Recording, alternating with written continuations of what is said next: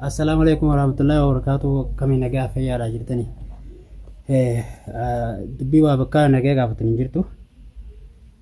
Arraan tanaan uuma takka illee mataan dhukkubeetiin jaanjaa'ee kun wantala akka ajaa'ibaa kanatti rifanii mataa guutuutti irraa gabbuusanii jiranii. Uumaan godhu wallaaleetiin jira. Abdii biraa dhaquu dadhabeetiin inni nama jalaa dide. Uumaan godhu wallaalee jechuudha. Inninis nasobeeti asii jeetuma deemaan deemaa bulee qabsaaneetuma gartee miti kanii itti seeneetti gargaarree intalatan as keessaa baafna kanii ijoollee lakkee kottu jarri hamaadhaati paartii hunda dammayfatanii jiraniiti itti seenu jee qabeenya deebise akkasuma wajjin ummaas warri inni gartee inni bira dhaqee irratti gartee summii nyaachisu jiru san irra guddaan isaanii ergannoo furmaateetii fi caalaa jaanii sanumaa hayyamee siifaa ta'utti duba akkam goonaa marii sanii jara sanoo akkam goonaa jennaan isaanis qaqqabeetiin fidee likkii jala isaan galchee san booda nutis nama keenya dummeeffanneeti akkasitti deebinee baafna malee akkana kophaa teenya baasuun nuun taatu nuuf hin hayyamamtu jee na dhorke khalaas gaamee haa taatu waa sodaajee fi waa dhugumaa miidhaa san irratti gaggeessuu jaalatee fi addanaan baane beekama dure akkasitti mootiin abdiitiis ta'a abdiitii deebina gartee akkasi baasu taate itti fufi atis caalaa itti fufi yoo naan gartee miti sii matarraa haddanii akka gartee nuti isin godhuu ta'e amma duree lubbuun baafnee beektaa gallakkiftanii isiniin baasisaa mikkattiin isin baasisiisa dhageesse gocha ilma namaa irratti namni hin hojjenne irratti hojjechaa jirtan. Takkaa nama akka keessan kana nama godhee isin agarra addunyaa kana irratti isin nama wajjin dhalanne garuu sammuun tun isin yaaddu addunyaa kanarra akkamitti jiraannaa jettanii yaaddanii isii yoo lubbuun isii dabartees lubbuun isii meeqaan tamto'aaf akkasitti osoo nan gartee itti dhiiseewu ilmoo dhaltee lafaa qabdi garteemi ilmoo dhaltee lafaa qabdi ilmoon isii tukumaa isii ni baafti osoo nan isii lafa akka dhiisu ta'ewu jechuudha. Kanarraa kan ka'e anuun dhiisu waan na dhiisisiisus hin jiru humaatii miti gaarii jirtanii namni nama akkasi qabee shanshalataan dhala isiin hin maraanne maraattuu hin taane zaahiruma kanatti maraachitanii mataa irraa ciraa harkaa fi miilaa hadiidetti hidhanii balaaxaa san keessa ciibsitanii akkasi gubbatti caffaruun san bashannanaa jecha maali diina qabdanii diina keessan qabdu immoo maali inumaa itti waan ajaa'ibaati laannu namni nama miidhe bifa saniin adabama isin biratti bashannanaa jechaa irra caffaraa hayyee isiilleen jaarsa si miite haa caffartu atoo maal si goote jaala wahuma isin si goote bicha naa himi moo sababa isin gartee jaartii ta'e taateef jecha akkasitti irra caffarteeti miidhaan isin irraa himattu rakkinni ati gartee kimiyaa irraa himattu guyyoo tokko tana namiite jii maddume ani nagarre miidhaa takka ta'e isin gartee sirra gaggeessite nagarre taati sirra gaggeessaa jirtu malee dhageesse kanaafuu hojii babbareedu jirtanii jabaadhaatti ofaa garuu anis waan nan ta'e huna beeytanii dalagaatiin jira isin jalaan deemu jira kijiba abdii mataadhaan na dhoosu inumaa abdii isin ergatee na fakkaata kijiba abdii mataan na dhoosee saa hidhamee furgartee bifa gartee inumaa addaan dhaabuu dide malee ansilaan abdii eeguu baadhe qaaxaan isin irratti dhaqqabee isin harkaa fuudhe isinuu irra waa takka ta'u jirtan ana osoo na taate akka isin itti isii adabdan sanitti isin hin adabu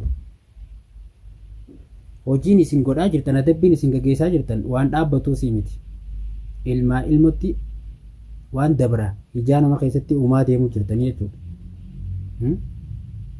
Kanaaf isin kana dalaguun keessan maaliif barbaachisa isin kana godhuun kun qaamni seeraan jiru gara qaama seeraatti dhiyeeffattanii maaliif hin gaafatina waan isin goote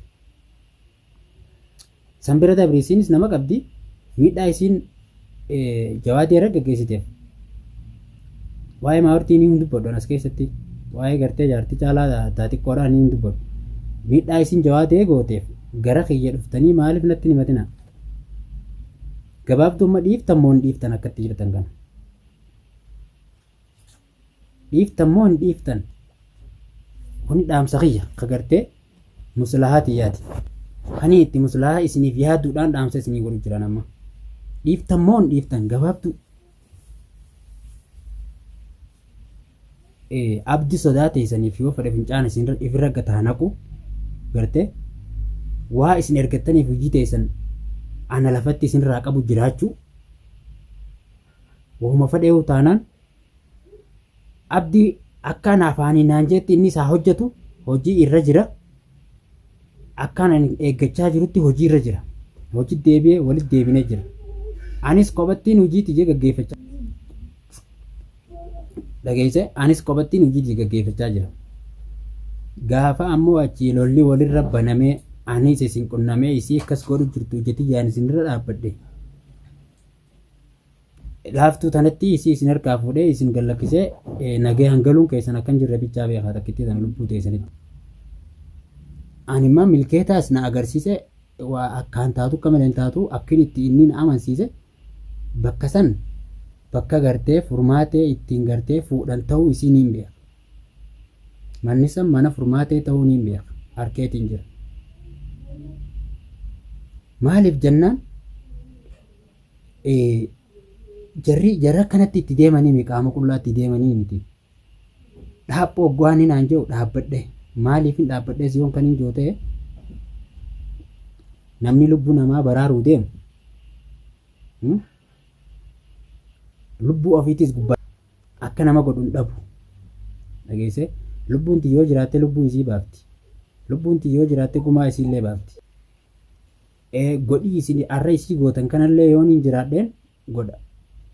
Isin qophooytanii waraana godhatanii waraanni isin eegaa jira waan ta'eef osoo ani isii biran geenyees narraa dabarsuu dandeessan. Dhuga naa yaade bakka sanitti akka fedheewu taanaan naafillee yaade. Haa ta'u garuu naafillee kanuma yaade san waraana gartee itti maallaqa narraa guuree nyaachisu jiru san har'aniin fide je'een na biraa deeme akka inni itti fiduus waliin ayina haa fidu waraanaas. Innilleen anilleen kiyya waraana ammoo basiixa tanatti hin fiduu gadilleen naqu namalleen agarsiisu. Waaniin anniin godha jee waaniin isaaniin miidhuu deemus gadillee baasee nillee hin dubbaddu nillee hin agarsiisu. Dhageesse eegee isaan gartee gochi nama miidhuu kun kan itti fuute fakkeenya eega gootaniif ilmaan keessaniif qasanirra bareedaatiin qopheessee godhaanilleen. Dhageesse ati faan furmaate dhalaa sitti hin diru atu niimu dhalaadhaami akka dhiirti dhalaa gootu ati asirra raawwachuu taa'u gochaan asirra raawwachuu taa'u inshaa Allah bi'iznillaahi ta'ala rabbummaan guddaan na harka si haa buusaa furmaate. Dhageesse hamma ammaattuu an tokko tokkoon lama lamaan mana keessan hundaa'u marsinee taa'u jirra. Ammaa'u isaan duubaan taa'u jiran wanni sagalee qaqqabadhee haasoo jiruuf isin duubaan taa'u jira. Gartee miti arraan tana silaa isinii gartee oosha gabbaasee mataa irraa ciru jiru san isinitti hin dhufa ture garuu wanni hin dhufiniif edaan qaaxiraa bulee aaraa wajjin mataan kun na dhukkubee osoo abdii wajjin wal morminu osoo dhaabbadhu numa joo osoo naannis bakka itti dhaabbadhu qabu garaan nan taa'u gartee miti olii gad deemaa bulee halkan akka maraataatti carqii gurrachaa bulee shilim jechuun hanga isin gartee hangaana shilim jeetti isinillee gabbaaftanii ooshatti irraa dalagaa ooltanii jechuudha. Waan gaarii baga irraa dalagaa ooltanii garuu osoo waan inni akka sanillee jabeeffadhee bareeddu akka tasaatti illee taatu garteemi na fayyaddi difaanaaf taate kuma ni jedhu gaadha. Kanaafuu itti fufa fuulbinni keenya ifaadha isii kana godhu jirtan jee namni duba deemu hin jiru rabbiin bakka takka murruq isin haa godhu insha Allah.